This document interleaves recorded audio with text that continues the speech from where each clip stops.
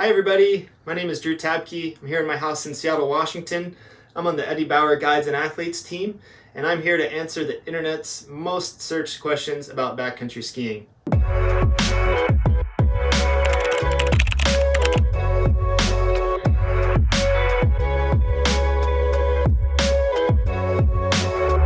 Number one, big one. What is backcountry skiing? So backcountry skiing is anytime you're away from the controlled bounds of a ski area. You can go up a lift, or you can go up by hiking, or you can go up by a helicopter or a snowcat. It's being out in the uncontrolled, snowy, high places of the mountains where you can ski powder, ski spring snow, find every kind of conditions imaginable, but you're under your own care and your own responsibility for decision making and traveling around and keeping yourself safe. Number two, how to learn backcountry skiing. The best way to learn is to just start with classes. There's lots of local providers around the world, so start with intro level classes. And really the best thing is either to go out with an expert, a friend who you really know and trust their experience, or to hire a guide from a local agency. You can go out with a guide until you're super proficient and know you can make decisions on your own. What do you need to backcountry ski? That's a great question. The list for this stuff can get huge, or you can keep it pretty simple. Besides your regular ski gear, no matter how you decide to go up or down, the big three for backcountry skiing are shovel, beacon, and probe.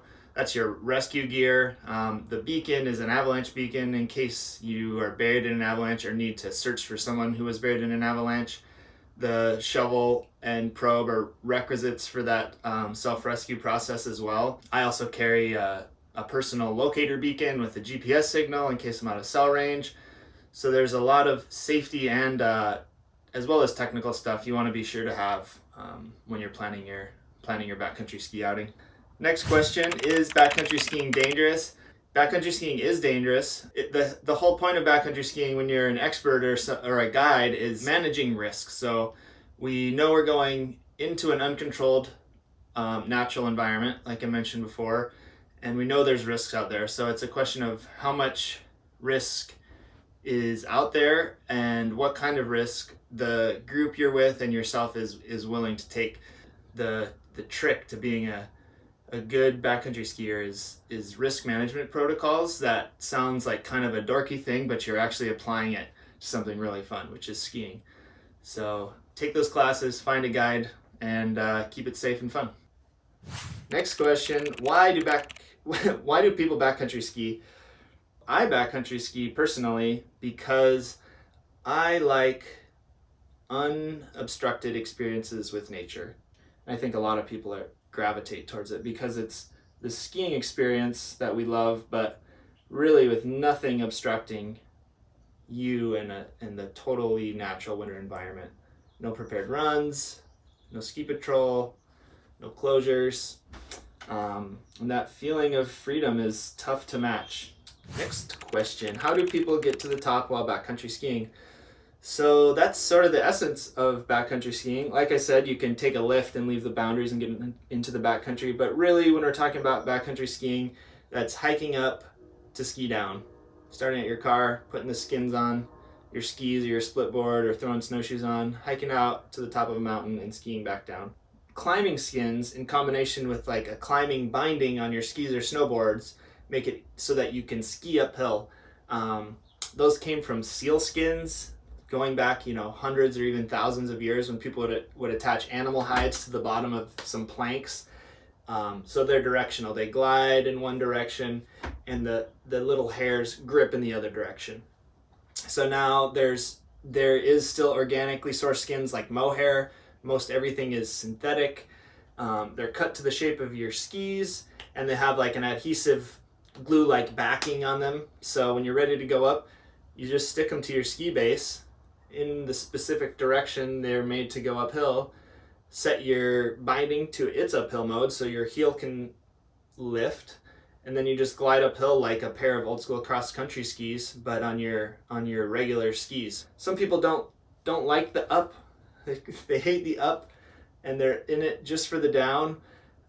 Personally, I enjoy my entire day while I'm out there. There's definitely tough moments on the way up when you're sweating and feet are sinking into the snow and it's just, you don't know why you're out there, but there's nothing like pushing through those moments of low energy and of lack of motivation, getting up to a ridge with your friends and getting that reward. So sure, there's some tough moments, but man, it's always worth it. And I actually like the up quite a bit as well. How long should ski poles be in the backcountry? So great question. Another gear question. A lot of people will use like a special ski pole when they go ski touring, an adjustable pole that you can go really short or it can telescope out to a longer length. Those can be really handy. Some of those poles even have like a climbing aid, like a whippet or an ice axe head, so you can secure yourself if it's steep and icy. Personally, I just use my standard ski pole that I use skiing at a ski area when I go ski touring. I think less moving parts are better, so I don't have the extending poles when I normally go out. I just like to keep it simple. But generally the rule of thumb is when you have your ski pole at your side and you're standing upright, you want about a right angle with your arm, and then any longer than that starts to be helpful for long distance, low angle stuff like Nordic skiing, and any shorter than that starts to be helpful when you're on really steep terrain and you don't want long poles pushing up on your arms and making it uncomfortable for turning. So if you do have those adjustable poles, I like to go short if I'm climbing up something steep, or long if I'm crossing like a 3-mile wide lake and I'm basically cross-country skiing. Or for myself, I just keep it simple. Regular ski poles, they do the job. What is a good backcountry ski probe setup? The most important thing in choosing a probe, I don't get too hung up in the different brands that are out there. These need to be durable, so you want to avoid the cheap ones. They need to be at least like 250 centimeters, preferably more, like close to 3 meters long. Some of the intro ones will only be 2 meters long.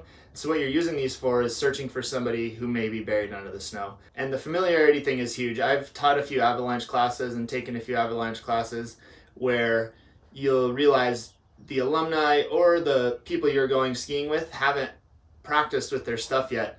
And the Avalanche probe is something that if you didn't stow it properly or haven't taken it out recently or don't know how it works, some of the cable mechanisms that lock this probe into place after you fold it out can get tangled, can cause you to lose minutes in your response time. So it's another great part about practicing is it keeps you up to speed with your equipment and make sure your equipment's in good shape, as well as making sure your partners know how to deploy it when it's time to go. So make sure you're familiar with your stuff as well as your partners, because it's a real team sport when you're out there backcountry skiing. Is there a good way to find a backcountry ski partner when visiting somewhere? For me, it's really important to have a really trustworthy relationship with somebody. So either that's a word of mouth recommend from a friend or that's a reputable guide service. So I don't want to dissuade people from meeting people and going out with people they've met online, but it's really important to know the capabilities and knowledge of the people you're skiing with before you go out. So just exercise some caution if it's a new friend and start conservatively. And if you want to go further out into the mountains somewhere new, it's definitely a time to look for a guide. Cool, next question. What gym exercises are good training for backcountry skiing? Listen, I'm not gonna lie, I do not spend too much time in the gym preparing for backcountry skiing. It's a tough sport to cross-train for because you have a very specific stride as you're skinning.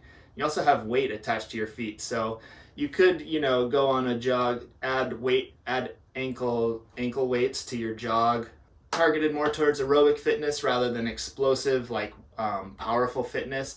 And that's kind of the thing you find when you're transitioning from, say, resort skiing to backcountry skiing. Is resort skiing does require, strong glutes, strong quads. You want to have pretty powerful legs to support lap after lap from the chairlift.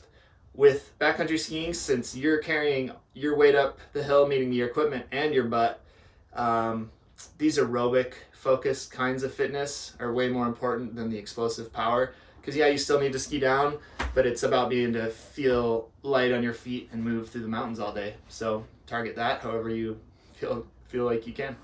Cool, next question. How to stay hydrated backcountry skiing? Personally, I'll drink 1 to 2 liters of water during an average day out in the mountains. Sometimes I'll bring a hydration bladder and a Camelback so I can sip constantly.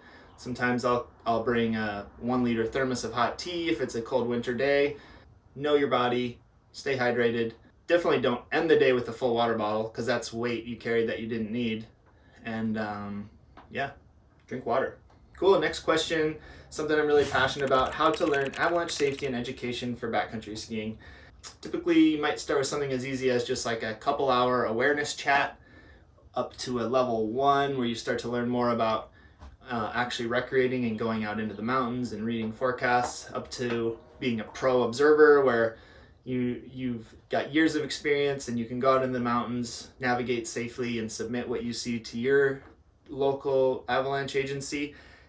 Snow is a really beautiful natural element that we haven't figured out completely, so it just feels like there's always something new to learn, and the science keeps growing. So every couple of years when you take a new course, there's new research, there's new technology, and it's just something fun to be involved with because it's not perfect and it's a mystery, but a really cool community surrounds it, and it's awesome. I really recommend taking a course to everybody. How to pack for backcountry skiing. There's definitely some tricks to it, and you don't want to overpack, but you need to make sure you can respond to an emergency. So a lot of times people will have very big packs when you go out with them, and it's a good thing if you're with a new partner or people you're not totally familiar with to go through your pack at the trailhead. It's a good time to check that all your safety gear is present and functioning, and then also go over any group gear that maybe you have duplicates of. It's really important to have a first aid kit when you're in the backcountry, but you probably don't need 3. So if you're out with a group of people, make sure you have, 1 first aid kit, maybe 1 makeshift rescue sled, which is a cool rescue product that's out there, maybe some rope or a space blanket. Distribute them through the group and try to cut back on weight in general while making sure you got all your bases covered for the essentials. So me personally, I have a small first aid kit, small repair kit. I'll bring an extra layer for emergencies, like a small down jacket, my food and water, the other rescue gear I mentioned. But really, since you're more active when you're backcountry skiing than when you're skiing inbounds, you can typically dress a little bit lighter than you're used to in the winter because it's an aerobic sport. So there's a trick to learning how you can be lightweight and efficient, as well as covering all those safety bases. I don't want to make backcountry skiing seem like inaccessible, because really with whatever gear you already have, as long as you have the appropriate safety gear and an expert to take you out there, you don't need to get all new stuff. Whatever you are comfortable with in the winter is going to work. Personally, now that I backcountry ski a lot during the year, I have a separate kit of stuff for backcountry skiing versus any other kind of skiing. That's like soft shell pants and soft shell upper layers, a little bit lighter weight, everything in general, because it's an aerobic sport. I'm kind of moving all day, so I know that I don't have to dress as warm or as heavy as if I'm riding a chairlift in a blizzard, for example. But make sure to always keep those emergency layers, space blanket, stuff like that stuffed in the bottom of your pack should things go sideways and you gotta build a snow cave and spend the night out in the woods. All right, next question. What's the difference between backcountry skiing and touring? Definitely a lot of different words out there, especially depending on, say, what country you're in or what era you got into this sport. So backcountry skiing, touring, randonnée skiing, ski-mo, side country, slide country, there's a lot of sort of buzzwords that get thrown around. Really, backcountry skiing and ski touring are the same thing. Touring is going to imply that you have to hike uphill. You attach those climbing skins to your skis, you hike uphill, you ski down. Backcountry skiing, you could do it that way, or you could get into the backcountry via your local ski areas, chairlifts, and then out through the backcountry gate by leaving the boundaries. But they're the same thing, and they're awesome. Cool, next question. How to behave backcountry skiing. Let me think how I would like my partners to behave while backcountry skiing. The first thing that comes to mind is safety. So knowing when is the time to space out because you're in a place of elevated hazard, and when is a good time to group back up. That maybe means if you see somebody in the bottom of a valley, you don't want to ski down right above them. Some people really like the solitude of the backcountry. Some people like to play music on a boombox. I fall somewhere in between, so I definitely will bring a Bluetooth speaker out into the backcountry once in a while for some jams, but Also, if there's other groups around, I like to try to be a little more respectful and a little more quiet. Some people love their dogs in the backcountry, some people don't. Just be aware of the group you're with and the other groups around you that you might be affecting. Like I said, the backcountry is so great because it's a place of a lot of freedom and there's not a lot of rules and not a lot of people to tell you what to do. So enjoy yourself, but just be aware when you're in crowded areas that what you're doing could put other groups at risk or could affect other groups' experience. Next question, one of my favorite topics: what are good snacks for backcountry skiing? I'm not necessarily a nutrition expert. I just go skiing and grab what I can find. I do know that the more protein I bring, the better I feel through the day, rather than just eating sugar and sweet snacks all the time. Stuff that's dense and calorie dense so that it packs well and is durable and you get a lot of calories per weight. So yeah, just think stuff that's dense, durable, heavy, and then try to lean towards those proteins and away from the sugary snacks as much as possible, even though a bag of Skittles does taste delicious when you're in the backcountry. Is backcountry skiing expensive? I personally would like to believe that backcountry skiing is a way to make skiing more accessible to everybody. You don't need, $200 a day lift tickets to go backcountry skiing. There's no day price for backcountry skiing.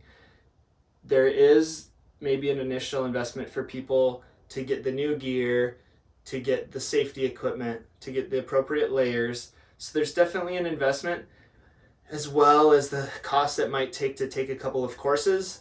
But if you're really into it and it's something you think you'd have a passion for, it's totally worth getting past those initial investments, because once you have some expertise and some gear, that amount you paid to get into the sport is going to take you pretty far compared to those day tickets. So there's some initial investment with backcountry skiing, but I think one of the things that makes it such a cool sport is that once you have the basics for gear and for knowledge, it's actually basically free. How good do you need to be before you start backcountry skiing? So that's an awesome question, and one I think more people should ask themselves before they start.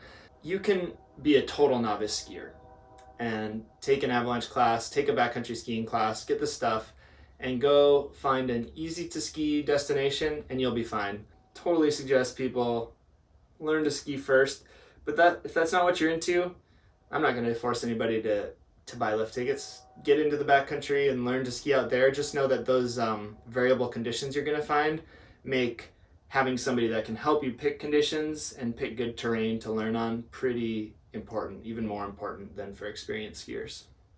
Okay, the next question is about what you wear when you're out there, how to layer for backcountry skiing. I live in the Northwest, so it's a little bit milder than, say, like Colorado or Montana or a continental mountain range. Starting at the bottom, I'll have very thin socks. A lot of people wear thick socks. I go with the thinnest socks possible. That's so they fit in my boots, as well as the fact you'll be sweating all day. So thick socks generally just make for more blisters, friction, and soggy feet. Thin socks, maybe with a change of socks in the pack. For my legs, I'll just go with a soft shell ski touring pant without even having long johns unless it's a colder day. Those pants are great. You might feel cold first thing in the morning at the trailhead, but once you're moving and once the sun comes up, that's about the weight that I like to use. And then if it's wet or very cold, then I might add, a base layer, a merino base layer, or a shell pant. But ideally, soft shell pants for touring. Up to the top, I'll have a thin merino base layer, a thin synthetic or down mid layer, and then normally a soft shell like a sandstone shield, which is one of the Bauer soft shells I really like. If it's wet, then I'll switch that to a full hard shell. But basically, it's a merino base layer, synthetic or down mid layer, and then a shell. Whatever's next to your skin needs to wick moisture when you're sweating, and then you want to be able to protect yourself from the elements, whether that's your soft shell, hard shell, or whatever your outer layer is. And then warmth, less than you might expect you need because of all the aerobic exercise, but always keep that down jacket stuffed in the bottom of the pack in case you get chilly, in case somebody else in your group is cold. Cool, next question. What is the most important thing when backcountry skiing? The most important thing. Whew, that is a tough one. Keep it simple. The most important thing when backcountry skiing is getting back to the trailhead at the end of your day safe, with your entire group safe as well. Safety's first. Backcountry skiing, like I've said a few times, you're in an uncontrolled environment. Your rescue, should anything go wrong, is up to you and your group. Better to avoid any mishaps. Keep it safe. Get down safe. Because when you're backcountry skiing, you're a team. So just because you might have more experience than the new guy, if you get into trouble, that new guy is the one that's going to have to help you. But it's just a good strategy to keep everybody safe and feeling respected, and just adds a better flow to your day. Cool, next question, back on gear. How to use an airbag backcountry skiing. So like skins, ski touring bindings, boots, all this stuff, airbags have become a huge part of this sport in the last 5 to 10 years. An airbag is a backpack with a compressed air cylinder or a high-powered battery-operated fan with a handle where if you're caught in an avalanche, you pull this handle and a big airbag will inflate out of your backpack. The effect is like the Brazil nut effect, which is in this tumbling flow of an avalanche, bigger particles of lower density float to the surface.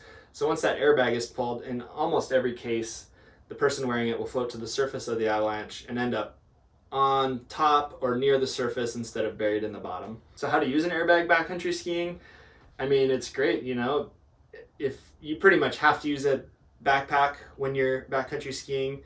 The one most important thing to mention with airbags and backcountry skiing is to get the education first, to know about rescue first, and then add that airbag on as sort of your contingency plan. You don't want having an airbag being a driving factor to make any decisions or as a replacement for any of the other, you know, shovel, beacon, probe, and education steps that we need to take.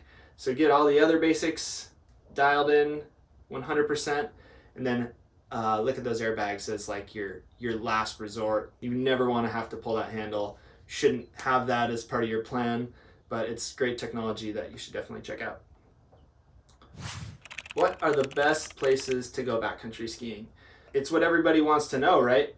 We get into backcountry skiing because we like this experience of being free out in the mountains, and we also want to ski really great snow. There's no way around it. We want to come back safe. Like I said, that's our number one goal, but we also want to find the best possible snow and get the best skiing out in these beautiful mountains that we go skiing in.